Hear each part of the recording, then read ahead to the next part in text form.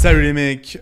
Alors aujourd'hui on va parler des pires clichés dans les animés, et tout particulièrement dans les animés shonen, les animés isekai et les animés shoujo.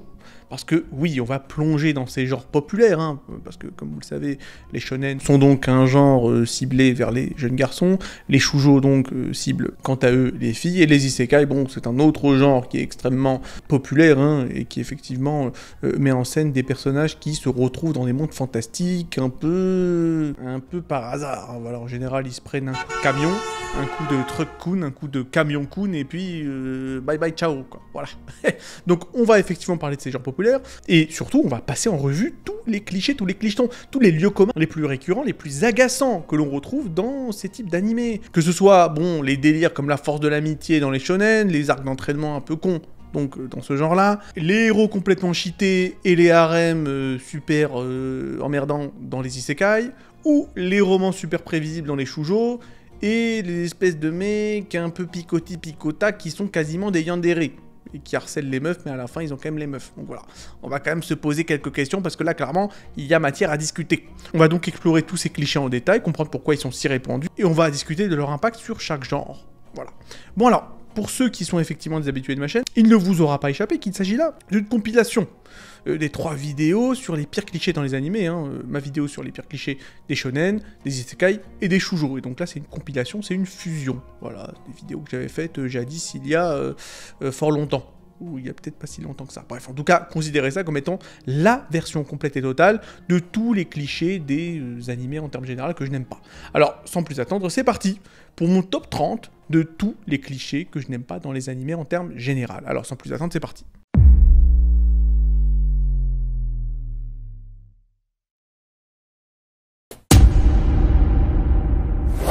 Donc déjà, premier truc qui me fait chier dans les shonen, et tout particulièrement les shonen neketsu, c'est-à-dire les shonen centrés sur le combat, bah c'est les pouvoirs qui sortent un peu du cul du protagoniste. Voilà, ça c'est vraiment chiant. Bon, je pense que on pense tous plus ou moins à Ichiko Kurosaki, qui effectivement, voilà, dès qu'il se fait déboîter par un méchant, le gars il sort un nouveau pouvoir de son boule, on ne sait pas.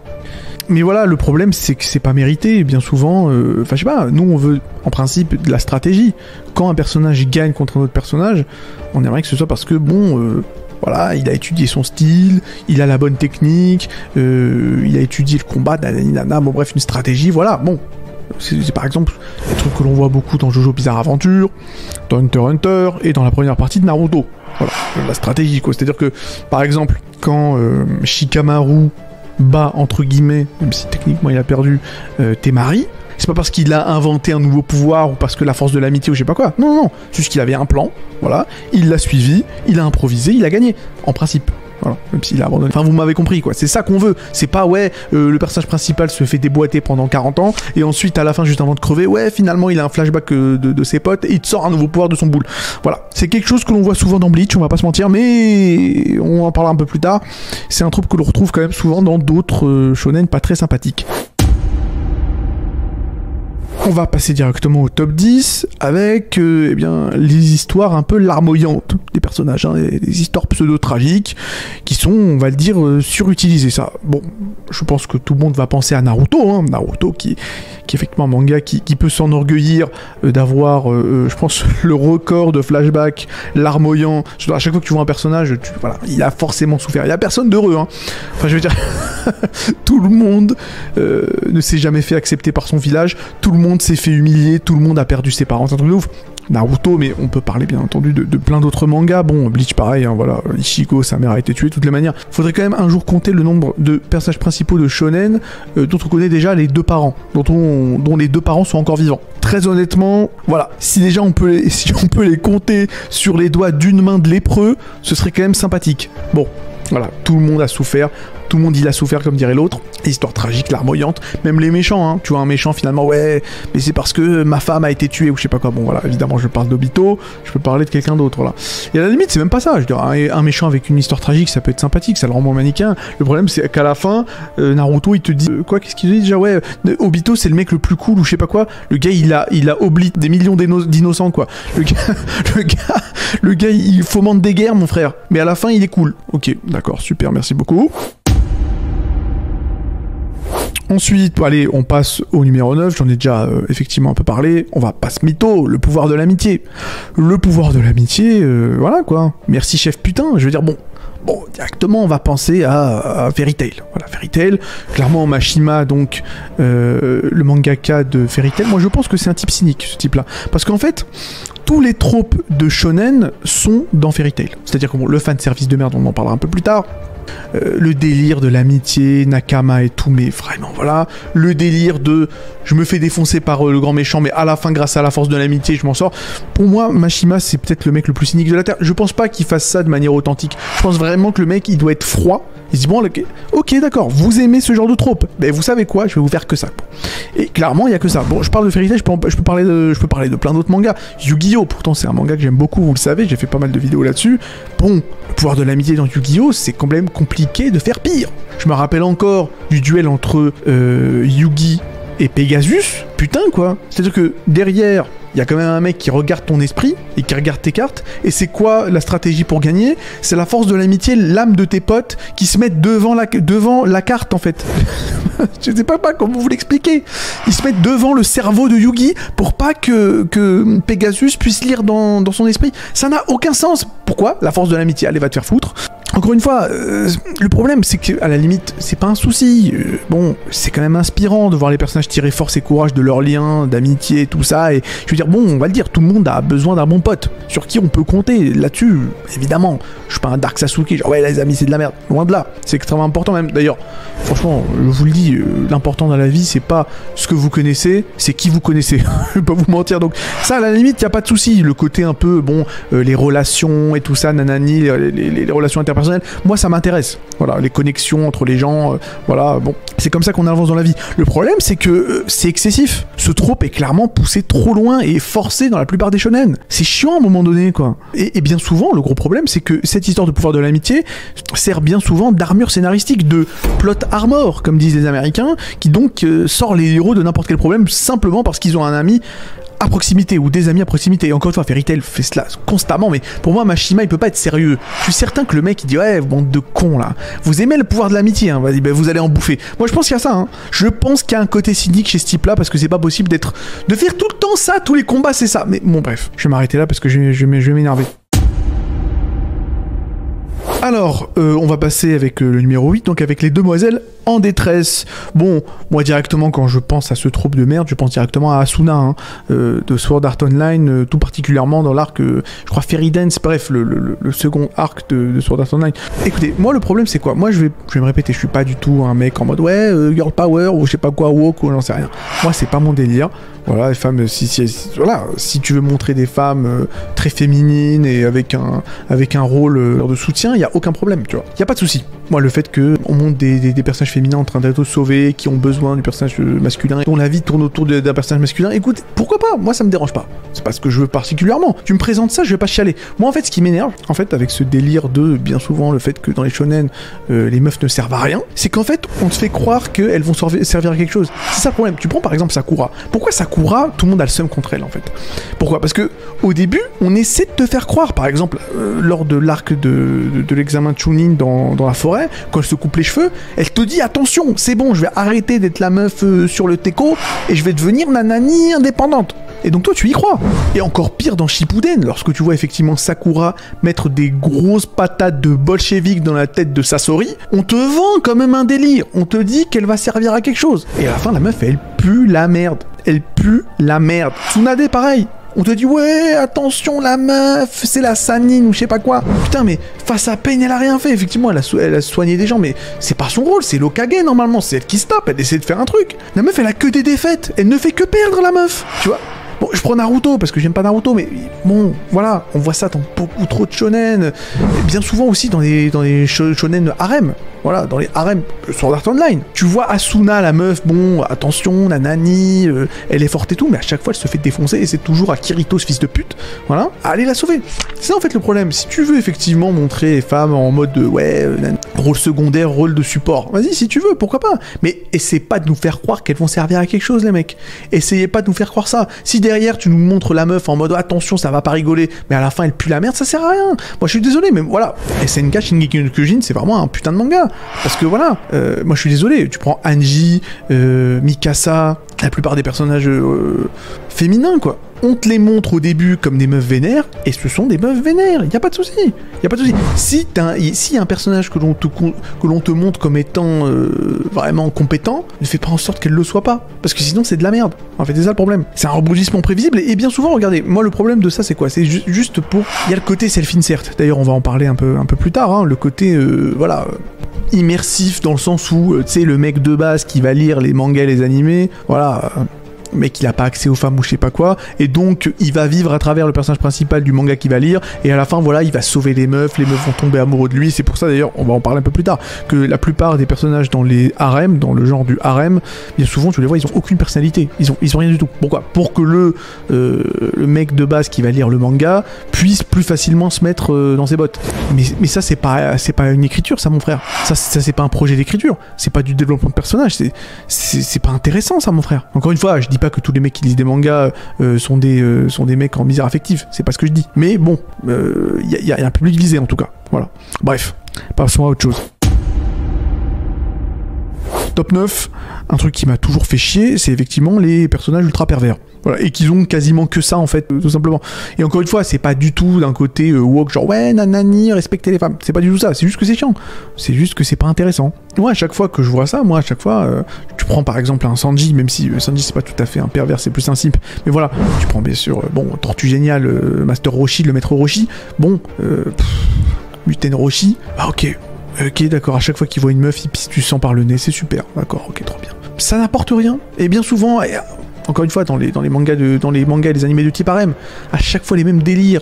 Tu vois, le mec, il ouvre une porte, bien sûr, il y a une meuf à moitié à poil, il pisse du sang par le nez, il se prend un kick dans la bouche, et rebelote. C'est pas marrant, c'est pas intéressant, ça n'apporte rien. C'est terrible, ce n'est pas marrant, je suis vraiment désolé. Mais genre, moi en plus, j'aime bien City Hunter, j'aime bien Nicky Larson, mais moi ça m'a toujours fait chier. Le délire de Mokori, pour moi c'est... Désolé, c'est beauf, c'est vraiment pas dans le délire, ouais, faut respecter les femmes, c'est pas du tout ça, c'est juste que c'est pas marrant. En ce qui me concerne, encore une fois, là je parle de mes goûts personnels, c'est pas marrant, ça m'a toujours fait chier, et voilà, et à la limite, je suis loin d'être un mec qui apprécie les woke, et je pense que je me porterais mieux si on avait beaucoup moins dans les œuvres de culture pop à l'heure d'aujourd'hui. Mais s'il y a bien un truc que je trouve sympathique dans les fictions modernes, c'est vraiment ça, quoi. Le fait qu'il y ait beaucoup moins ce délire de attention, les meufs, elle a des gros seins, je vais la ken, ou je sais pas. Je trouve ça chiant. Voilà, je trouve ça chiant. C'est pas marrant, c'est pas intéressant, c'est beauf, va te faire foutre. Voilà. Encore une fois, blague de Mokori où tu vois effectivement Ryosaba qui soulève des briques ou soulève des haltères avec sa tub. Ok, d'accord, ouais, moi ça m'a fait rire. Je veux pas faire le mec arrogant ni quoi que ce soit, mais la vérité, même à 8 ans, ça me faisait plus rire, quoi. Et les mecs, tu vois des chapitres et des chapitres et des chapitres entiers sur ça, mais putain, c'est pas marrant, mec, c'est pas marrant. Passons à autre chose. Ça m'a toujours fait chier, ça. Il faut toujours que bien souvent dans les mangas, et même dans les mangas un peu slice of life, tranche de vie, il y a toujours le meilleur ami du héros qui est pervers. Toujours. Mais pourquoi? Bref, allez, on passe à autre chose, je vais m'énerver. Alors, trope que j'aime pas suivant. Bon, alors, c'est pas un trope forcément que je trouve mauvais en soi. Je le trouve sympathique même. Je trouve que c'est un trope qui est intéressant. Le problème, c'est qu'on le voit trop. Alors, c'est le trope du monstre intérieur, du démon intérieur. C'est-à-dire que le personnage principal, bien souvent, dans les shonen et les mangas qui s'en rapprochent, a un démon en lui ou un monstre intérieur qu'il doit maîtriser. Voilà. C'est quelque chose qu'on peut voir évidemment dans Naruto, ça c'est une évidence. On peut également voir ça dans plein d'autres shonen. Ichigo par exemple avec son délire holo ou je sais pas quoi. Voilà. Il y a également Inuyasha également dans le manga Inuyasha que j'aime beaucoup, hein. J'en parle pas beaucoup parce que tout le monde s'en bat les couilles, mais Inuyasha c'est vraiment un manga que j'apprécie beaucoup. Mais voilà, ça reste un peu en surface. C'est un cliché qui est trop souvent utilisé pour que le personnage principal monte en puissance et finisse par maîtriser ce démon monstre intérieur à son avantage. Et ça explore assez peu le côté dualité, quoi, le côté bien versus mal, la dichotomie. Bien souvent, c'est pas vraiment exploité, c'est plus pour le délire, genre oh, attention, il se transforme et tout. Genre, voilà, par exemple aussi dans Samurai Deeper Kyo. Dans Samurai Deeper Kyo, c'est la même chose, quoi. Je dirais que Un des seuls exemples de ce cliché qui est un peu bien fait, qui est un peu retourné, c'est dans Yu Yu Hakusho avec Kurama. Parce que Kurama, ce qui est marrant avec lui, c'est que sa forme de démon, c'est pas sa forme alternative, c'est sa vraie forme. C'est-à-dire qu'en fait, sa forme de démon, entre guillemets, c'est sa forme humaine. À la base, Yoko Kurama, c'est un démon. Et sa forme alternative, c'est l'humain. Donc quand il se transforme en Yoko Kurama, en fait, il redevient ce qu'il est. C'est ça que j'aime bien. Ce qui est sympa avec Kurama, c'est qu'il n'y a pas de dualité. Il n'y a pas de il y a le démon et il y a l'humain. C'est un seul et même esprit, en fait. Et quand il se met en mode Yoko Kurama, c'est lui. C'est lui qui reprend sa vraie forme. Je trouve ça intéressant, on va dire. Ah bon, j'ai envie de dire, voilà. Togashi, j'ai envie de dire, voilà. Bon, Togashi Forever, dois-je le rappeler. Bon. Allez, on continue avec un autre truc super chiant, les protagonistes masculins qui sont complètement, comment dire, qui comprennent rien à la romance et à l'amour en termes général. Bon, alors, on peut parler évidemment de Luffy, on peut parler de Suzuki Yurima, on peut parler de Son Goku, évidemment, le mec dans DBS, le gars il a 45 ans, il a 2 gosses, il sait pas ce que c'est qu'un bisou. Voilà, moi ça m'a toujours fait chier, je vais pas mytho. Bon, après vous me direz, t'aimes pas les pervers et t'aimes pas les mecs qui comprennent rien. Bon, écoutez, ok, peut-être que je suis dur, peut-être que je suis rigide, peut-être que je suis un peu chiant, mais bon... le juste milieu, c'est pas possible. Est-ce que c'est pas possible, en fait, d'avoir juste le juste milieu? C'est-à-dire un mec qui est pas en train de se pougner 5 fois par chapitre. J'aimerais ne pas avoir, effectivement, des mecs qui se pougnent 3 fois par chapitre, mais j'aimerais également aussi avoir des personnages principaux qui sont pas forcément des mecs qui savent pas ce que c'est qu'un bisou, ou voilà quoi, les mecs qui croient encore que les enfants viennent des cigognes. Tu vois ce que je veux dire? C'est vraiment super chiant. Et bien souvent, ce trope, en fait, ce qui fait qu'il est chiant, c'est qu'on le voit souvent, encore une fois, dans les harems. Voilà, dans les harems. Et pourquoi on les voit dans les harems? Parce que le souci, c'est quoi? C'est que si le personnage principal, il a 1 milliard de meufs qui lui tournent autour, si le mec, il est déter et qu'il dit oui, vas-y, je vais les ken, bon bah c'est fini, en fait, en 2 chapitres, c'est réglé. Et après, à la limite, ça devient un hentai, tu vois. C'est ça le problème.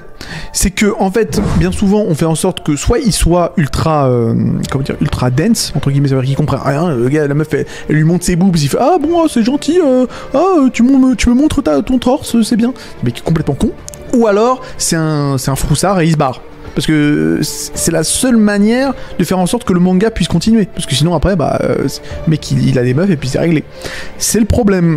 C'est le problème, effectivement. Donc, bien souvent, voilà, tu vas retrouver ces personnages complètement cons.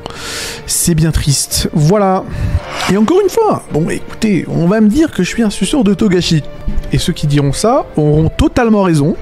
Mais je vais encore prendre un contre-exemple. d'Hunter x Hunter. Alors, Hunter x Hunter, tu prends Gon. Alors, tu prends Gon, tu vois, le mec, il est complètement très naïf, très pur, même trop pur, en fait. Hein. Voilà. Il comprend rien de la vie. T'as l'impression que le mec, il a vécu sur une île. Bon, voilà. Tu te dis, bon, le mec, ça va être un Monkey D. Luffy. Ça va être effectivement un Son Goku. Les meufs, il sait pas ce que c'est. Sauf que non. Le mec, il est... c'est ça qui est énorme avec Togashi, parce qu'il te prend par surprise. Il te prend à chaque fois par surprise. Il te prend là où tu l'attends pas. Gon, le mec, il te gère des meufs, et voilà quoi. Il te gère des meufs, il te gère des meufs. Le mec, c'est un Tchad. C'est un truc de fou. On le voit effectivement lors de l'arc Chimérante avec Palm. La meuf, elle lui met 10 ans. Hein. La meuf, elle a 10 ans de plus que lui. Il gère, mais tranquille. Et évidemment, à qui lui a, tu sais, qui lui a dit, ouais, attends, mais comment ça, tu gères des meufs comme as? Mais frère, t'as 12 ans, frérot, détends-toi, comment ça se passe? Il dit, oui, non, moi, dans ma jeunesse, j'ai connu des femmes. C'est ouf. J'ai connu des femmes sur mon île natale. Putain, ok, d'accord. Bah après, bon, tu me diras, c'est illégal. Ouais, écoutez, c'est pas moi qui ai écrit le manga. Moi, juste, je constate. C'est la constatation. Je m'attendais pas à ça. Je ne m'attendais pas à ça. C'est illégal, certes, c'est vrai que c'est amoral. Mais écoutez, Gon, bon, qu'est-ce que je te dise? En tout cas, moi, je m'y attendais pas. Voilà, ce délire de... Tu t'attends à ce que le mec, il croit que le mariage, c'est un aliment, comme Son Goku. Finalement, pas du tout. Oui, t'inquiète, je gère. Je gère. Si, il a dit ça à qui lui a, quoi. Quand Palm était en mode, ouais, nanani, je vais vous aider, mais je veux que l'un de vous sorte avec moi. Et qui lui il fait, putain, mais qu'est-ce qu'on va faire? Et Gon, t'inquiète pas, je gère le bail. J'ai dit, mais qu'est-ce que tu vas gérer? Bref, je m'arrête. Juste pour vous dire que, voilà, Hunter x Hunter, c'est trop bien. Bien que c'est vrai que quand je dis ça, c'est trop bien, le gars il a quand même 12 ans. Voilà, c'est trop bien, mais évidemment, voilà, avec consentement et si vous avez l'âge requis, hein, bien entendu. Hein, voilà. Alors effectivement, j'en ai déjà parlé, donc allez, on passe au trope de merde suivant, les protagonistes de harem en mode self-insert, voilà. Voilà, pourquoi c'est de la merde, ces trucs-là, j'en ai déjà parlé. Le souci, c'est que ces personnages masculins sont totalement génériques, c'est-à-dire qu'en général, lorsque vous êtes un protagoniste principal d'un harem, vous n'avez aucune personnalité. Vous n'avez aucune personnalité, une apparence, mais voilà quoi, vous avez la tête de Kirito bien souvent. Et tout ça pourquoi? Tout simplement parce que, voilà, comme ça, les spectateurs ou les lecteurs, si jamais il s'agit d'un manga, puissent s'imaginer à la place du mec. Voilà, et ça conduit forcément à des intrigues ultra prévisibles et, on va le dire, superflues, ou un personnage masculin ultra ennuyeux et inexplicablement entouré de filles qu'il adore, qu'il aime beaucoup, ou un personnage masculin ultra ennuyeux et pas intéressant et inexplicablement entouré de filles super jolies qui sont toutes amoureuses de lui. Voilà, parce que tout simplement les lecteurs veulent s'imaginer dans ce scénario. C'est vraiment chiant. Bon, allez, trope suivant, évidemment, bon, bah, c'est le power scaling, hein, comme ils disent les Américains. Power creep, power scaling, en gros, c'est quoi le concept? C'est-à-dire que dans la plupart des shonen, surtout Neketsu, où il y a beaucoup de combats, bah, bien souvent, on se retrouve avec une échelle de puissance qui est complètement à la ramasse. C'est-à-dire que, forcément, le mangaka se sont obligés d'augmenter les enjeux, et à la fin tu vois les personnages principaux qui au début en mode Naruto, tu sais les mecs qui faisaient 1 milliard de signes pour invoquer juste un clone, et à la fin de Naruto, bon bah voilà, les mecs ils invoquent des planètes, ils crachent des météorites, voilà quoi, ils font des inondations, bon bref. Tremblement de terre de mon cul, tu comprends pas quoi. Bon, alors qu'on aurait pu rester sur place, mais voilà, étant donné qu'il y a ce côté un peu power creep, genre ouais mais il faut faire plus, bah à la fin ça ne ressemble à rien en fait. Ça ne ressemble à plus rien. Tu prends par exemple dans Seven Deadly Sins par exemple. Meliodas à la fin du manga, mais frère, qu'est-ce que c'est le frérot là? Détends-toi mon frère. Qu'est-ce que c'est, je sais pas. Même Son Goku il baisse les yeux quoi. Non mais c'est trop quoi. Les mecs, détendez-vous. C'est encore une fois, c'est un cliché qui n'a aucun sens parce qu'à la fin c'est ridicule. Tu vois par exemple des BZ, évidemment, des BZ ça n'a aucun sens. Tu vois des mecs, bon, à la fin ils détruisent des planètes en clignant des yeux, ça n'a aucun sens. Même les fans qui te disent ouais mais en fait les combats durent 1 seconde, c'est juste que dans le manga c'est super ralenti afin que nous pauvres humains on peut regarder le combat. Mais en fait le combat est tellement rapide, tellement puissant que ça dure même pas 1 seconde quoi. Si tu te dis mais ça n'a aucun sens, l'échelle de puissance devient tellement abusée que tu te dis mais calmez-vous les gars, c'est juste ridicule à un moment donné. Allez, on passe au trope suivant, un truc vraiment super chiant, c'est évidemment les mecs trop dark, et bon, bah, voilà. Est-ce qu'on peut parler de trop dark sans parler de Uchiwa Sasuke, voilà, le Sasuke, le Dark Sasuke, je veux dire, bon. Ce n'est pas une expression consacrée pour rien, évidemment, voilà, les mecs trop dark, passé tragique, je suis vénère, voilà. Bon, il y a Sasuke, il y a Shoto Todoroki dans My Hero Academia, il y en a plein d'autres, de toutes les manières, si je commence à en parler, à en faire la liste, ça ne s'arrête pas, quoi. Encore une fois, le problème, c'est le délire de, ouais, j'ai souffert, tu ne comprends pas la douleur, nanani, ceci, cela, et à la fin, bien sûr, ils deviennent gentils grâce au pouvoir de l'amitié. Le problème, c'est même pas le cliché en lui-même, c'est juste que c'est toujours la même chose, en fait, et tu vois plus ou moins comment ça va se passer à la fin, quoi. Voilà. C'est dommage, ce sont des tropes qui sont chiants, que l'on voit trop souvent, et voilà, quoi. C'est trop simpliste. C'est vraiment dommage. Bon allez, avant de parler du pire trope en ce qui me concerne dans les mangas, j'en ai déjà parlé d'ailleurs, on va passer donc à la mention honorable, donc les morts qui n'existent pas, les fausses morts, voilà. Bon, évidemment, on va parler de Dragon Ball, mais on va surtout parler de Yu Yu Hakusho, et oui, et ça va me faire mal au cul. Comme vous le savez, j'aime beaucoup Togashi, mais oui, on va pas se mentir, dans Yu Yu Hakusho, les fausses morts, ça fout le seum, j'en ai déjà parlé d'ailleurs dans ma vidéo sur les 5 défauts de Yu Yu Hakusho, mais oui, je sais pas ce qu'il nous a fumé là, notre ami Togashi, mais là il a fait de la merde, non, désolé, hein. Désolé Yoshihiro, parce que ouais, Genkai meurt, finalement elle meurt pas, Kuwabara meurt, finalement il meurt pas, le médecin de merde il meurt, finalement il meurt pas, y a personne qui meurt quoi. Ok super, mais en fait y a pas d'enjeu, bon dans DBZ c'est pire encore parce que là il te ressuscite des délires, bon y a pas d'enjeu, la mort en fait c'est même pas la mort quoi, les mecs ils sont encore là, donc qu'est-ce que tu veux que je te dise? Forcément, en fait, ça flingue les enjeux quoi, ça veut dire que les personnages sont en danger, tu dis mais en fait ils sont pas en danger, je parle du Yu Yu Hakusho, je parle de Dragon Ball, il y en a plein d'autres. Et on va finir avec un trope dont j'ai déjà parlé, bon bah c'est le fanservice, voilà, le fanservice. Bon, après le problème c'est que c'est toujours la même chose, c'est-à-dire qu'on va voir la sempiternelle scène de la douche, la sempiternelle séquence à la plage, c'est toujours la même chose, ça ne cherche même pas... Voilà quoi, ça ne cherche même pas à essayer d'innover, je veux dire même, on va dire, bon, je m'en bats les couilles, mais même au niveau des corps féminins quoi. Moi, je suis désolé, mais les japonais, je les aime bien, mais t'as l'impression qu'en fait, en dessous du nombril, ça n'existe pas quoi. C'est-à-dire les hanches, ce qu'il y a derrière, à la limite moi je m'en fous, mais... C'est tout, y a rien quoi, mon frère, y a rien. Écoutez, moi ça me fait... Écoutez, si vous voulez faire du fanservice, faites-le bien, faites-le bien. Le problème c'est que déjà, c'est pas original, c'est toujours les mêmes scènes encore et toujours les mêmes. Toujours le délire du mec effectivement qui rentre dans une pièce, la meuf elle est à poil, elle le frappe, c'est toujours la même chose. C'est chiant quoi, c'est trop chiant en fait. C'est ça le problème, c'est que c'est un trope qui ne change pas, il n'y a pas de variation. Voilà, déjà ça c'est chiant. Aussi bien souvent avec le délire de fanservice, c'est que l'intrigue stop, s'arrête. C'est-à-dire que voilà, on arrête l'intrigue et on voit une meuf à poil. Super, d'accord, mais moi j'aimerais quand même savoir ce qui va se passer ensuite. Ou je sais pas, développement de personnage, tout ça. Il n'y a rien du tout, c'est juste regarder quoi. Ok, super, d'accord, sympa. Et bien souvent en plus les corps sont pas extraordinaires, bref. Moi à la limite, vous savez tout ça, moi je peux l'avaler. Moi ce que j'avale pas par contre, c'est le fanservice, écoutez, voilà, on va dire la vérité, on va dire les termes, c'est le fanservice avec les lolis quoi. Le fanservice loli pour moi je trouve ça mais tellement honteux. Mais tellement honteux. Mais vous savez, franchement, j'ai pas de mots pour ça. J'ai pas de mots parce que derrière, il y a des mecs qui vont dire ouais mais la meuf elle a 140 ans, elle a 10 000 ans, c'est la fameuse loli qui a 30 000 ans, tu sais.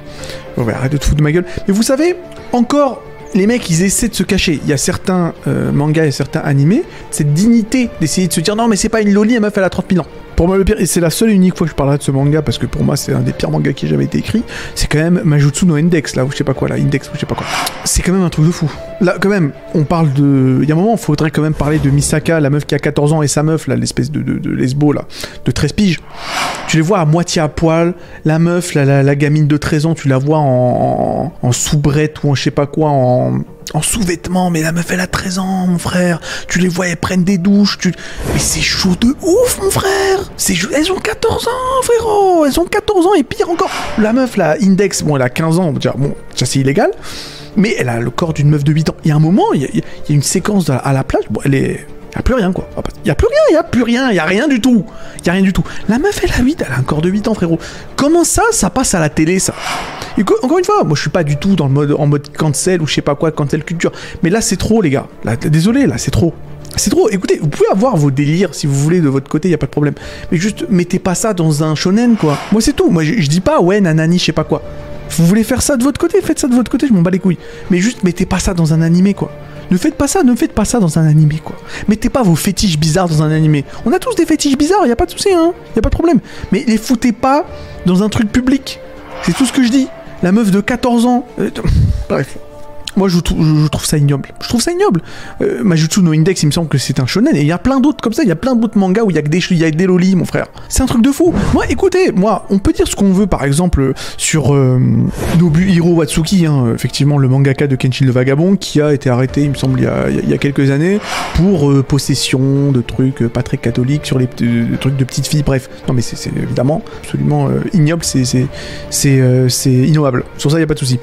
Mais au moins, en ce qui concerne Watsuki, c'est que dans ces mangas, pour ce que j'en ai lu, et tout particulièrement Kenshin le Vagabond, il n'y a pas de loli, hein. Il n'y a pas de fanservice de loli, il n'y a même pas de fanservice en fait, tu vois. Ça veut dire que, ok, le mec c'est un dégénéré absolu, c'était un décadent total, et bon, il fait des trucs bizarres, c'est bon. Après, lui, il fait des trucs de son côté, bon, c'est lui que ça regarde. Mais ce que je veux dire, c'est que, au moins, il t'impose pas ça, quoi. Il te fout pas ça dans son manga, ça au moins je respecte. Alors que tous ces mecs, les mêmes, voilà, le mec qui a fait Majutsu no Index ou même d'autres, en fait. Non seulement ils ont des fétiches bizarres, à la limite, pourquoi pas, on a tous des fétiches bizarres, le problème c'est qu'ils te les foutent sous le nez, quoi. Les mecs, ayez un peu honte, c'est tout ce que je dis, moi. Tu peux avoir tes fétiches bizarres, mais juste aie honte, essaie de te cacher, quoi. Cache-toi, genre.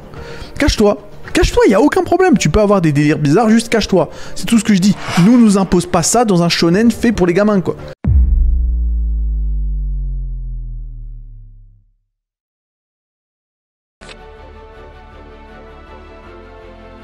Alors, on va commencer tout tranquillement avec le premier truc un peu flingué que l'on retrouve bien souvent dans les isekai, eh bien, le fait que la dynamique sociale du monde fantastique dans lequel le héros se retrouve bien souvent confronté dans les isekai, eh bien, le fait que cette dynamique sociale soit bien souvent très analogue à celle d'une classe d'école stéréotypée. C'est-à-dire que qu'on prenne Konosuba ou qu'on prenne d'autres isekai comme This Wonderful World, excusez-moi de mon accent anglais extrêmement boiteux, si on prend tous ces isekai-là, les mondes dans lesquels ils sont catapultés sont un peu des espèces de visions de monde immature, hein, qui manquent cruellement de profondeur. Les dynamiques des personnages sont un peu calquées sur celles d'une salle de classe, d'une classe de lycée, parce que le héros sera toujours un espèce d'underdog, hein, de paria sous-estimé, hein, un mec que tout le monde sous-estime mais qui finalement va déboîter tout le monde et toutes les meufs vont tomber amoureux de lui. Les méchants sont des espèces de bullies, des sportifs ou même des filles méchantes, des espèces de alpha bitch que l'on va retrouver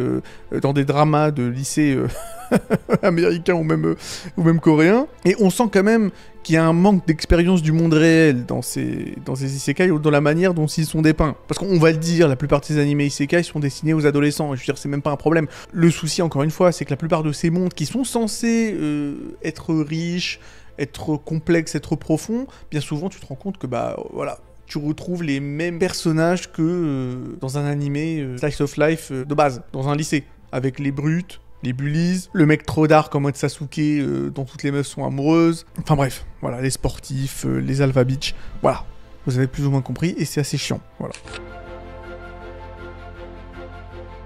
Ensuite, on passe au deuxième cliché un peu boiteux. Bien évidemment, le fait que le héros des isekai, bien souvent, est un underdog. Hein. Alors, underdog, ça veut dire quoi? C'est un terme anglais, hein, mais en fait, moi, à la limite, les anglicismes, j'aime pas trop ça. Le souci, c'est qu'il n'y a pas vraiment de terme en français pour ça. Ce serait le mec qu'on sous-estime, le paria, un peu, voilà. Et c'est un peu le stéréotype hein, du mec au lycée qui se fait un peu écrasé par tout le monde. Hein. Voilà, on peut prendre des isekai tels que The Rising of the Shield Hero, par exemple. Voilà. Les héros sont toujours sous-estimés, et c'est un élément de base dans tous les animés isekai, hein, dignes de ce nom. Ou peut-être pas si dignes de ce nom que ça. C'est-à-dire que, bien souvent, voilà, le personnage principal sera l'aventurier le plus faible et le plus pathétique au début de l'animé. Il sera sous-estimé par tout le monde, mais d'une manière ou d'une autre, eh bien, il va devenir super cheaté, voilà. Ce sera toujours comme ça, quoi. Et c'est peut-être l'un des tropes les plus utilisés, je veux dire, c'est devenu un mème, hein, carrément, quoi. Le fait que les héros dans les isekai sont faibles au début, mais qui finalement sont complètement surcheatés, complètement surdosés, qu'ils le deviennent, ou qu'il l'était depuis le début d'ailleurs. Hein. Et même s'il y a, je pense, quelque chose à faire avec le délire de l'underdog, du mec que tout le monde sous-estime et qui finalement est surpuissant, il y a clairement quelque chose à faire. D'autant plus que on a envie que le héros aille au bout et prouve à tout le monde qu'il est peut-être pas si flingué que ça. Donc à la limite, c'est une bonne méthode d'écriture pour faire en sorte que les spectateurs, que les lecteurs puissent se mettre à la place du héros et se disent « Ouais, vas-y, allez, tu vas y arriver ». Le problème, c'est que c'est trop mal fait et on voit ça partout. Donc forcément, ça devient un peu chiant à un moment donné. Et d'ailleurs, dans la même dynamique, on a aussi, et attention, troisième trope de merde dans les isekai, le fait que les héros dans les isekai, bien souvent, deviennent complètement surcheatés. Voilà, et ça c'est un énorme stéréotype, hein, qu'on peut voir dans Overlord, qu'on peut voir dans les animés avec Tanya, l'espèce de petite loli blonde, la Tanya the Evil. Je vous prends par exemple ces deux isekai, mais en fait je pourrais peut-être vous mettre 90% des isekai, surtout les isekai récents, parce que c'est devenu un peu une espèce de contrepoint, parce qu'il y avait un moment effectivement où la plupart des héros des isekai étaient un peu comme les héros des harems, c'est-à-dire qu'ils n'avaient aucune personnalité, ils étaient assez banals, assez chiants, bon voilà quoi. Parce que effectivement c'est un peu comme ça que les animé harem fonctionne en général, c'est-à-dire que le personnage principal n'a aucune personnalité, il n'a rien du tout, aucune caractéristique, et toutes les meufs tombent amoureuses de lui, bien évidemment. Et pourquoi? C'est afin que le lecteur de base, le petit viewer de base, puisse se mettre à sa place. Donc voilà. Alors ça, c'était les animés isekai à l'ancienne. Sauf que maintenant, dans les animés isekai modernes, bien souvent, c'est un peu le contraire. Bon, on va dire, les protagonistes sont pas forcément ultra intéressants non plus, mais en tout cas, ils ont des caractéristiques, ils sont un peu cheatés, ils foutent un peu le seum, ils se foutent de la gueule de tout le monde, et c'est un peu pour prendre le contre-pied de tout ça. On peut voir ça dans Overlord, on peut surtout voir ça dans Arrivoreta et dans d'autres animés du même genre. C'est-à-dire que c'était des anciennes victimes, un peu des mecs qui se font bully, et à la fin, eh bien, l'harcelé devient le harceleur hein, à son tour, hein, tout simplement. Et je pense que le meilleur trope de ça, même si effectivement c'est pas vraiment un isekai, hein, vu que le personnage principal n'a pas été envoyé dans un monde fantastique, hein, il est né dans un monde fantastique, effectivement. Là, bien évidemment, je parle de Rido of the Healer, mais clairement, même si c'est pas un isekai, bon, voilà, il répond quand même à pas mal de tropes des isekai, donc on va en parler. Rido of the Healer, c'est ça, hein, c'est le mec qui se fait effectivement bully au tout début du manga, et à la fin, bah, c'est lui qui commence à effectivement se venger de ses agresseurs, et il commence effectivement à faire des trucs pas très catholiques à des filles. Bon, j'irai pas plus loin pour éviter de me faire démonétiser, mais clairement, c'est un trope que l'on revoit de plus en plus souvent, et voilà, bon bah c'est chiant quoi, tout simplement. Parce que le problème, c'est qu'à la limite, c'est sympa de voir le personnage principal sombrer dans les ténèbres et tout, mais le souci, c'est que bien souvent, on le voit effectivement devenir un espèce de gros bully, mais il est jamais mis en face de ses contradictions. Le personnage principal, jamais on dit ouais, mais t'es vraiment méchant. On le justifie dans ses conneries en fait. À la fin, on dit oui, mais bon, il ne fait que rendre ce qu'on lui a donné, donc c'est un mec bien quand même. Bah non, c'est ça qui est chiant en fait. C'est que si à la fin, le personnage principal commence à devenir pire que les mecs qui lui ont fait du mal au début du manga ou je ne sais quand, ou dans son passé, bah à la limite, ce qui serait bien, c'est de le voir effectivement se rendre compte qu'il devient bien pire que les gens qui le détestent. Ça aurait été intéressant en termes d'écriture. Malheureusement, dans la plupart des isekai, voilà, les isekai, ça reste quand même un espèce de défouloir, où effectivement le viewer, le lecteur, peut se voir à travers un personnage qui réussit tout ce qu'il entreprend, qui se venge, qui met des balayettes laser aux mecs qui l'ont bully. Tu vois, voilà. Ça reste quand même quelque chose d'assez jouissif dans le mauvais sens du terme, quoi. Il n'y a pas vraiment de réflexion. C'est ouais, c'est super, j'ai des meufs, je tape les gens, je me venge, je deviens riche. Ok, d'accord, mais bon, je pense que la fiction peut aller un peu plus loin que ça, quoi. Bref. Allez, on continue. Trope numéro 4 que je déteste, et de toutes les manières, c'est quelque chose dont j'ai déjà assez parlé un peu avant. Bah oui, effectivement, c'est un peu les protagonistes isekai de l'ancienne génération, c'est-à-dire complètement banal, incroyablement super chiant. Voilà, on peut prendre par exemple Kirito. Voilà, Kirito, on peut prendre Parallel World Pharmacy, on peut prendre Isekai Cheat Magician. Bref, tous ces héros d'isekai sont certes surpuissants, mais ils sont surtout complètement inintéressants. Je pense effectivement que Sword Art Online, c'est un peu le saint patron des protagonistes qui n'ont aucun intérêt, quoi. Complètement fade. Kirito est d'une fadeur mais légendaire, et beaucoup d'isekai, et même beaucoup d'animés modernes, hein, avec le délire harem, se sont effectivement inspirés de Kirito. Même les protagonistes de ces animés un peu modernes, où le héros se retrouve dans une école et il est entouré de meufs super jolies qui lui courent après, bah, ces mecs-là, ils sont la même tête que Kirito. Je fais bien évidemment là référence à Asterix War, où le mec, c'est Kirito et... il a pas grand chose à dire, le pauvre.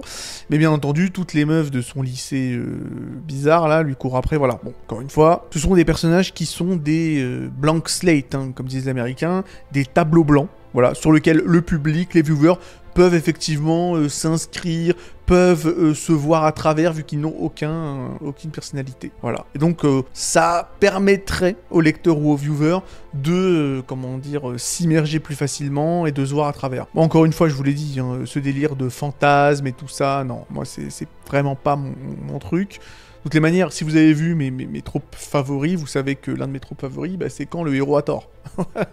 C'est l'un de mes 2 tropes favoris, donc voilà. D'ailleurs, je vous enjoindrai à regarder cette vidéo où je parle de mes 10 tropes préférées, mais voilà. Le problème, c'est que dans les isekai, c'est compliqué d'avoir ça, parce que justement, l'isekai, c'est quoi? L'isekai, c'est un genre où le lecteur ou le viewer va pouvoir un peu se toucher, quoi. En mode, ouais, mais regarde, je suis trop fort, je suis trop bien, j'ai raison, et puis toutes les meufs me courent après. C'est ça qui est chiant, quoi. Il n'y a pas d'introspection dans les isekai, bien souvent. C'est pas toujours le cas, hein. Il y a des exceptions, d'ailleurs. Vers la fin de la vidéo, je vous parlerai effectivement des isekai qui peuvent effectivement présenter des histoires intéressantes. Bon, effectivement, là, je pense à Hero Zero, hein, où effectivement le personnage principal est bien souvent un peu remis à sa place. Mais des isekai comme Hero Zero, il n'y en a pas beaucoup. D'autant plus que Hero Zero est loin d'être exempt de tout défaut, hein. Voilà. Juste pour vous dire que pour moi, Hero Zero, allez, si je devais lui donner une note, ce serait 6 sur 10, quoi. Voilà. 6 sur 10, et je considère Hero Zero comme l'un des meilleurs isekai ever. Donc c'est pour vous dire à quel point ce genre est vraiment pas terrible, hein.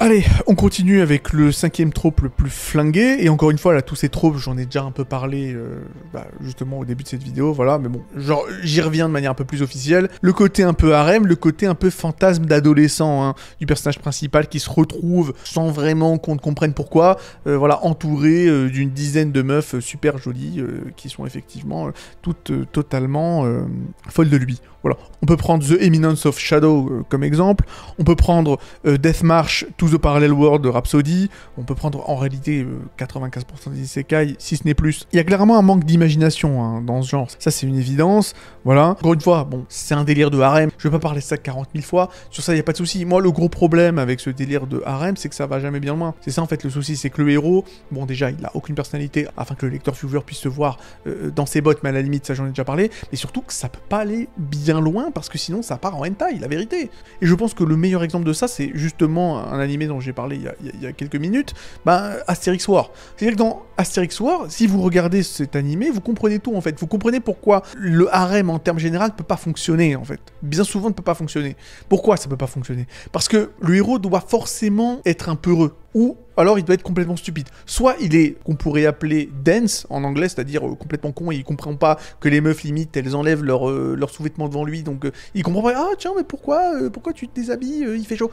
Voilà. Ou alors, à chaque fois qu'une meuf dit ouais vas-y viens on fait des trucs, il se barre par la fenêtre, exactement comme le Kirito de AliExpress là dans Asterix War. Pourquoi? Parce que si le personnage principal choisit une meuf, ou à la limite il commence à faire des trucs bizarres avec les meufs, soit ça finit en hentai, soit ça finit en School Days. En School Days où le personnage principal effectivement décide d'aller ken un peu avec tout le monde, et à la fin il se fait décapiter ayant des raids. Donc c'est soit l'un soit l'autre. Donc forcément il y a ce côté un peu factice, un peu superficiel, où le héros effectivement est obligé soit d'être complètement con, il comprend rien, soit il se barre, parce que sinon l'animé peut pas continuer. C'est ça le souci. Et voilà, et c'est extrêmement superficiel, et je sais pas quoi dire, quoi. C'est vraiment un trope de merde. Un trope de merde, et c'est un trope un peu qui force le statu quo. Il peut pas y avoir d'évolution. C'est ça en fait le problème, il peut pas y avoir d'évolution. Donc ce sera toujours les meufs qui vont courir après le gars, et le gars qui soit comprend rien, soit se barre. Parce que s'il comprend qu'il se fait draguer, et qu'il n'a pas envie de s'enfuir, bah, fait comment là? C'est ça le souci, quoi. C'est le souci, bah va falloir écrire du drama, va falloir écrire des relations, va falloir parler du fait qu'il va falloir peut-être choisir entre toutes ces meufs, laquelle il va choisir. C'est ça en fait le truc, mais ça, bah, c'est chiant à écrire. Ça demande quand même de réfléchir, ça demande une prise de risque. Bah non, voilà. Et à la fin, ça finit comme dans Rent a Girlfriend. Voilà. On est à, je crois, à 300 chapitres et il s'est rien passé. Qu'est-ce que tu veux que je te dise ?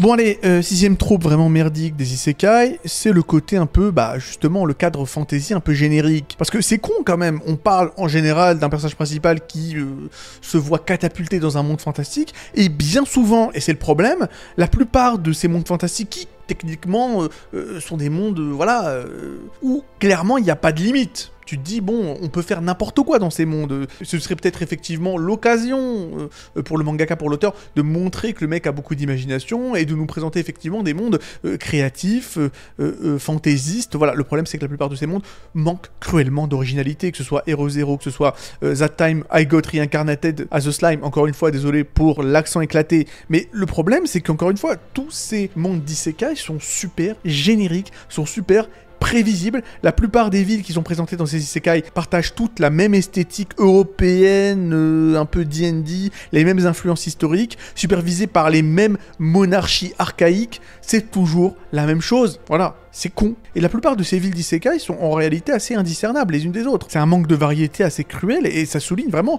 le refus du genre de l'isekai, de, je sais pas, de penser peut-être un peu autrement, de peut-être injecter un peu d'originalité dans cette formule un peu merdique. Eh ben non, justement. Et on va finir cette vidéo avec le 7ème trope vraiment flingué, c'est que bien souvent, l'intérêt amoureux principal, love interest du personnage principal est totalement unidimensionnel et totalement superficiel. Voilà, on peut encore prendre The Rising of the Shield Hero, on peut prendre Sword Art Online.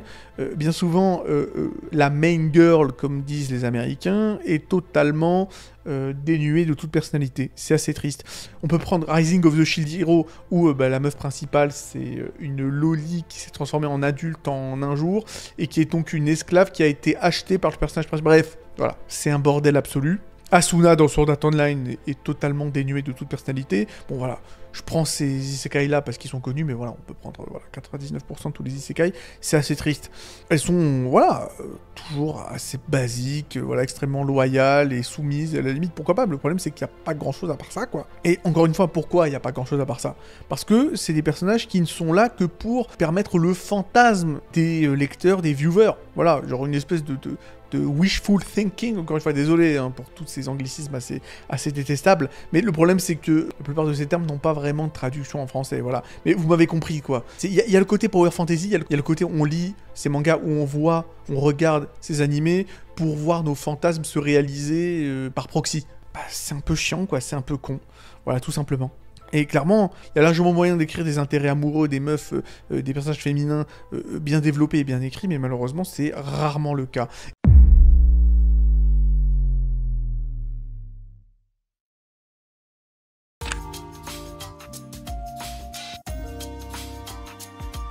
Alors, le premier trope, effectivement, j'en ai déjà un peu parlé, donc c'est quand le mec maltraite la meuf, mais qu'elle tombe quand même amoureuse de lui.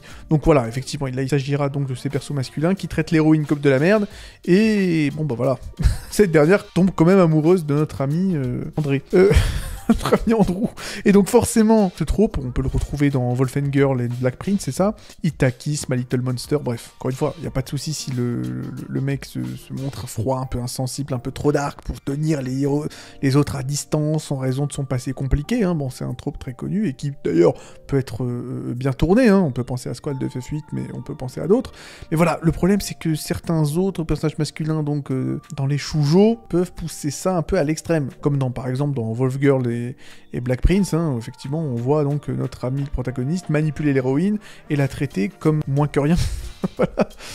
D'ailleurs, ce qui n'empêche pas l'héroïne de tomber amoureux du mec en question. Parce que bien évidemment, on se rend compte que si le mec est un salopard, c'est parce qu'il a un passé tragique et que voilà, nanana.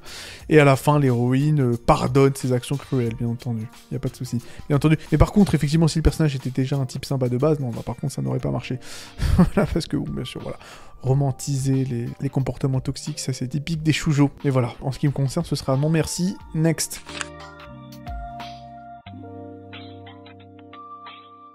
Bon, alors, les écartages un peu bizarroïdes, ça c'est un peu de l'attaque signature des shoujo. On peut voir effectivement ça dans les mangas tels que Shugo Kara, A Girl and Her Guard Dog, excusez-moi de mon accent anglais dégueulasse, mais que voulez-vous? Bref, on parle de relations avec des écartages significatifs, ou les relations où l'héroïne est bien souvent incroyablement jeune. Hein. On peut prendre bien évidemment l'exemple de notre ami Amu Inamori, qui a 10 ans. Dans le manga Shugo Kara, donc ça fout un peu le sub. Donc là, il s'agit effectivement d'écartages d'au moins 10 ans, où l'héroïne, bien souvent, se retrouve à l'école élémentaire. C'est un truc de ouf. Bien souvent, dans ces cas-là, le héros masculin doit attendre que l'héroïne atteigne l'âge légal. Voilà. C'est vraiment... C'est un truc de ouf. Les pointeurs dans les animés, c'est un truc de dingue. Bref, mais apparemment c'est romantique. Donc bon bah écoutez, pourquoi pas. D'ailleurs, il me semble qu'il y a un manga qui est très connu pour ça. Hein. Voilà, Usagi Drap. Hein, voilà. C'est un trentenaire qui adopte une fille. Au début, c'est trop mignon, c'est trop cute. Il apprend à devenir un père et tout. Mais à la fin, voilà, bon, ça se finit avec, il me semble, le mariage des deux. Enfin, je veux dire, c'est AGRB. Hein. Je rigole, mais c'est AGRB.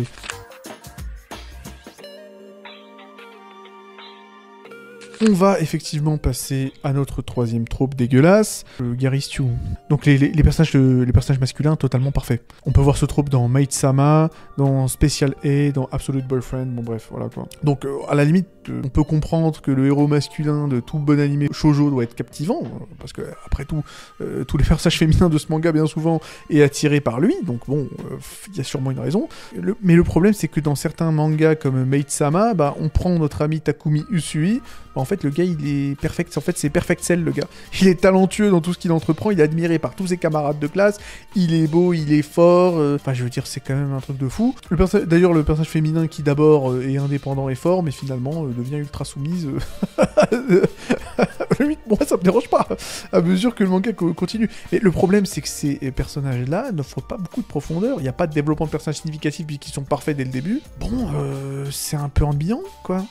De toute façon, c'est le problème des Gary Stu en termes généraux, de toutes les façons. Hein. Je veux dire, c'est pas que comme dans les shoujo, dans n'importe quel type de manga, dans n'importe quel type de fiction. Si tu prends des héros complètement parfaits, qui n'ont aucun défaut et qui n'ont même pas besoin de s'améliorer parce qu'ils commencent en mode ultra stylé, c'est un peu compliqué. De toutes les manières, j'ai envie de dire, c'est un peu le starter pack de ce genre de fiction. Hein. Tu prends par exemple 50 Shades of Grey, tous les livres qui utilisent les mêmes tropes. Hein. Bien souvent, bah, le personnage principal, bah, c'est un espèce de millionnaire qui sait absolument tout faire, qui fait 1m95 et qui est super beau, et qui bien sûr s'intéresse à la meuf principale, qui est donc bien évidemment une meuf totalement banale, hein, bien sûr.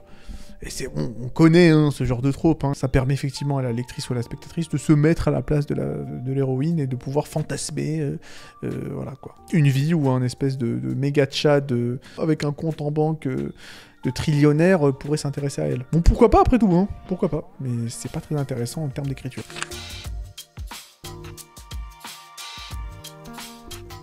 D'ailleurs, en parlant de meuf chiante et banale, bah justement, le trope de la meuf chiante et banale, qui finit quand même voilà, à se faire poursuivre par tous les mecs des environs. C'est donc effectivement le contraire du Gary Stu, la Marisu. On voit ça effectivement dans Vampire Knight, dans Fruit Basket, voilà. Donc c'est un peu le contraire hein, des animés harem où toutes les filles tournent autour d'un personnage principal qui est bien souvent totalement plat et qui n'a aucune personnalité. Là, il s'agit effectivement d'un harem donc d'hommes qui tournent autour d'un personnage principal féminin féminin qui n'a absolument rien à dire et qui n'a aucun intérêt. Et tu vois des mecs complètement, voilà quoi. Les levelman Kina qui se battent durant tout le manga et qui voient effectivement le personnage principal, donc féminin, comme le prix ultime à remporter. On peut voir bien évidemment Toru Honda de Fruit Basket, hein, qui est donc l'un des exemples d'ailleurs les moins problématiques de ce cliché, hein, parce que même si elle est quelqu'un de banal, elle est quand même sympathique, hein. Sauf que la plupart de ces personnages-là sont mal écrites, n'ont pas de caractéristiques uniques, mais finissent quand même par être courtisés par tous les hommes de la galaxie. C'est un peu la magie du personnage principal, et encore une fois, voilà, c'est quoi l'intérêt de ce trope? C'est que la spectatrice de base ou la lectrice de base puisse se mettre dans ses bottes. Le problème, c'est que niveau écriture, bah, on arrive au zéro. Voilà, au zéro pointé.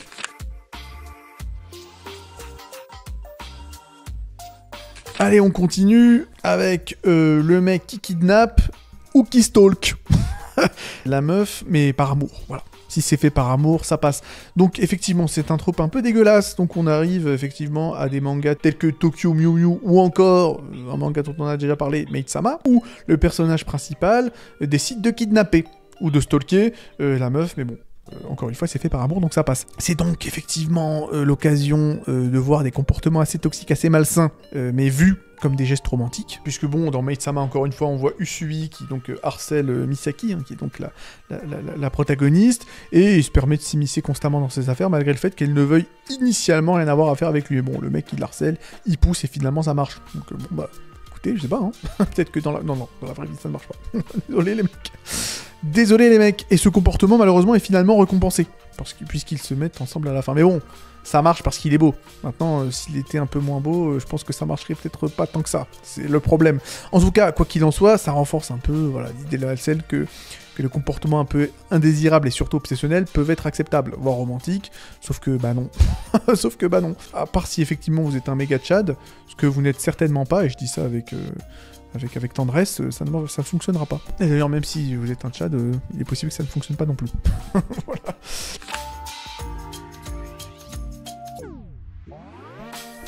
D'ailleurs, on va continuer dans le même délire avec le mec qui est complètement obsédé et complètement possessif. Donc on va reprendre effectivement les mêmes avec Vampire Knight, Maid-sama, c'est-à-dire voilà, le personnage principal masculin qui est ultra protecteur, ultra préoccupé par la sécurité de l'héroïne, et qui d'ailleurs ça peut être touchant, mais quand c'est trop poussé, et c'est le cas d'ailleurs de nombreux animés shoujo, bah c'est un peu creepy. Surtout encore une fois dans le cas de Maid-sama, dont j'avoue.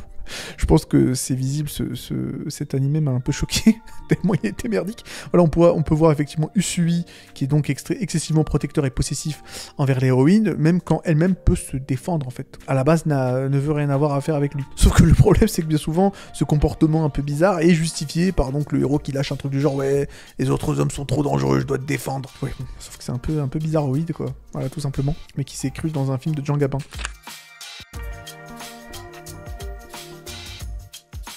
Allez, autre trope un peu merdique, c'est quand la meuf est totalement éclataxe, qu'elle ne peut absolument rien faire, à part être sauvée par son pro-chevalier.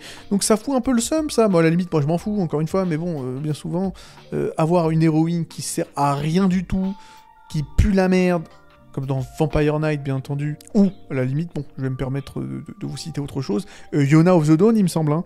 Ce trope, c'est vraiment de la merde, hein. Avec effectivement des héroïnes shoujo qui sont soit impuissantes, soit se mettant souvent dans des situations dangereuses, et qui comptent sur le héros masculin pour les sauver. Hein. Si on prend Yuki de Vampire Knight, bah, c'est l'un des exemples les plus flagrants de cela, parce qu'elle est tellement conne qu'elle se met dans des situations ultra dangereuses H24, alors même qu'elle sait que tous les vampires veulent son cul. C'est quand même con.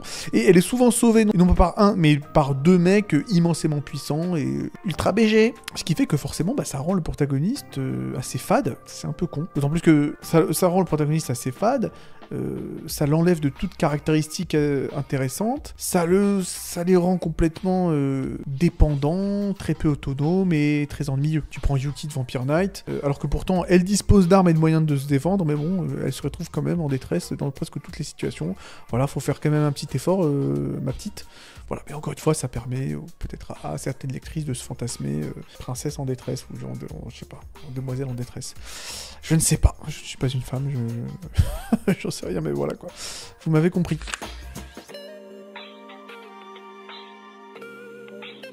D'ailleurs, on va continuer avec les quiproquos débiles utilisés pour créer du conflit de manière totalement artificielle. Alors, ce trope est peut-être un peu moins chiant que les autres, mais bon, c'est un peu relou. Parce que bien souvent, on voit pas mal de quiproquos, de malentendus complètement stupides, qui sont utilisés pour créer du conflit de manière superficielle, comme je l'ai dit. Tu peux prendre par exemple Monthly Girl, Nozaki-kun, Kaguya-sama, voilà, Kaguya-sama, qui est d'ailleurs un très bon animé sur ça, y a pas de souci. Le problème, c'est que les quiproquos, c'est de la merde, c'est courant, c'est classique, c'est un procédé qui est vu et revu, et ça génère du conflit, voilà, de manière un peu gratuite. Et ça peut être efficace lorsque c'est bien utilisé, mais plus souvent qu'à l'accoutumée, les animés shoujo utilisent les quiproquos à un degré assez chiant, on va dire. Ça prolonge des disputes un peu inutiles entre les personnages qui auraient autrement été résolu assez rapidement. Donc ça ajoute du drame de manière un peu stupide aux relations entre les personnages, et ça frustre un peu tout le monde, quoi. Parce que, je vous le dis, il existe d'autres moyens beaucoup plus, on va dire, authentiques, de pimenter et de compliquer la relation entre les personnages, sans forcément les plonger dans une espèce de dispute inutile qui s'éternise trop longtemps. Par exemple, je sais pas, tu vas voir l'héroïne en train de voir son love interest en train d'enlacer une meuf, évidemment elle a le seum, non tu m'as trompé, je sais pas quoi, mais finalement à la fin on se rend compte que ouais mais tu sais, la meuf que j'ai enlacée en fait c'est ma sœur. Voilà, ce genre de quiproquo, tu dis mais pourquoi t'as pas communiqué bâtard?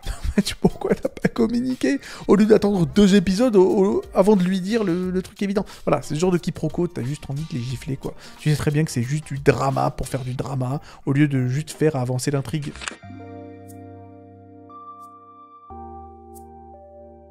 D'ailleurs, en parlant de drama pour faire du drama, on va parler de l'avant-dernier trope un peu merdique, c'est quand la meuf se fait un peu bully par les autres meufs, tout simplement parce qu'elle est un peu pote avec le personnage masculin qui lui est bien entendu super beau et super courtisé par tout le monde. Donc voilà, c'est effectivement un trope forcé, c'est un trope qui frôle le débile bien souvent, c'est effectivement lorsque l'héroïne est harcelée et maltraitée par les autres meufs, juste parce que elle est en accointance avec le personnage principal, voilà. On peut prendre Fruit Basket, on peut prendre Ouran High School Host Club, on peut en prendre plein d'autres, voilà, bon bref. Dans de nombreux animés shoujo, le héros, personnage principal, est un peu, le mec, le Tchad parfait, le mec qui est irrésistible et qui est forcément courtisé par pratiquement tous les personnages principaux, qui est forcément courtisé par pratiquement tous les personnages principaux du manga, qu'ils soient de son âge ou même plus âgés. Sauf que bien souvent, ces personnages-là se voient affublés d'un club de fans assez agressif, et qui harcèle l'héroïne dès qu'elle s'avise de se montrer un peu trop proche de ce personnage masculin, justement. D'ailleurs, en plus même, le pire c'est que les mecs en question savent même pas qu'ils ont un fan club, et si on prend effectivement le cas de Ouran High Host Club, et bien voilà, on voit l'héroïne qui se voit harcelée par des personnages féminins, effectivement, du début jusqu'à la fin de la série, simplement parce que le personnage principal, donc le mec, s'intéresse à elle, voilà. Donc c'est un peu chiant, et on voit ça tout le temps.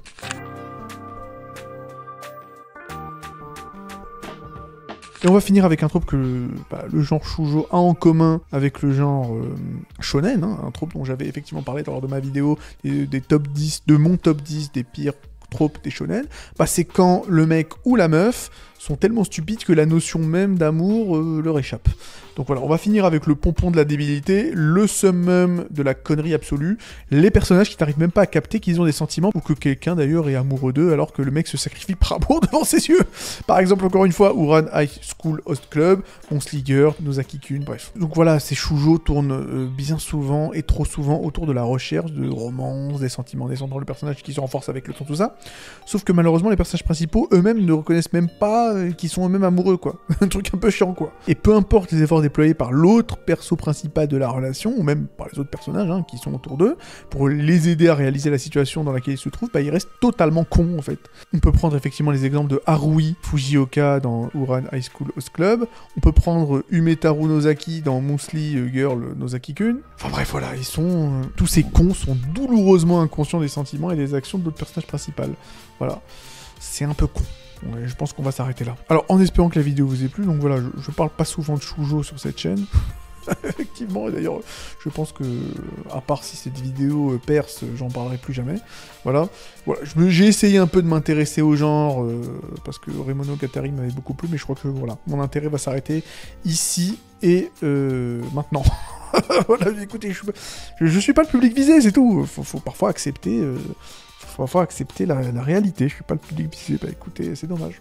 Pourtant quand j'étais jeune, j'étais tombé sur un très bon shoujo, je crois qu'il s'appelait Tales of Memory, c'était aussi un shoujo qui m'avait marqué.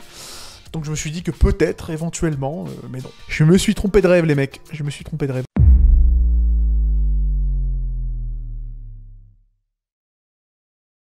Alors voilà, la vidéo est terminée en espérant qu'elle vous ait plu. N'oubliez pas de vous abonner pour encourager la chaîne. Et si vous voulez, effectivement, d'aventure, me soutenir davantage, jetez un œil à nos t-shirts et mugs disponibles dans la boutique. Vous pouvez aussi, effectivement, faire un petit don via PayPal afin de soutenir financièrement la chaîne, car elle en a grand besoin. Voilà, petit coup de Patreon, petit coup de PDF si vous voulez, effectivement, vous jeter dans l'aventure YouTube. Bref, quoi qu'il en soit, prenez soin de vous et à la prochaine.